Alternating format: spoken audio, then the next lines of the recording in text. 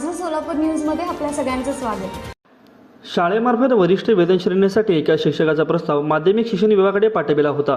ते काम करून देण्यासाठी कार्यालयातील वरिष्ठ सहाय्यक घनश्याम अंकुश मस्के यांनी तक्रारदाराकडे 40,000ची लाच मागितली। तडजोडून ती 35,000 रुपये देण्याचे ठरले आणि त्यातील पहिला हप्ता 20,000 रुपये स्वीकारताना मस्के यांना लाचलुचपत प्रतिबंध विभागाच्या अधिकाऱ्यांनी रंगेहात पकडले। मस्के विरुद्ध सदर बाजार पोलिसांमध्ये गुन्हा दाखल झाला असून त्याला शुक्रवारी न्यायालयामध्ये हजर करण्यात येणार आहे। तक्रारदार शिक्षकाची सेवा 24 वर्षे पूर्ण झाल्याने त्यांच्या वरिष्ठ निवड श्रेणी व तथा वेतन श्रेणी मिळणार होती। तसा प्रस्ताव शाळेने माध्यमिक शिक्षण अधिकाऱ्यांकडे पाठविला होता। तरी पाठवलेल्या प्रस्तावावर अजूनपर्यंत कोणताही निर्णय झाला नव्हता।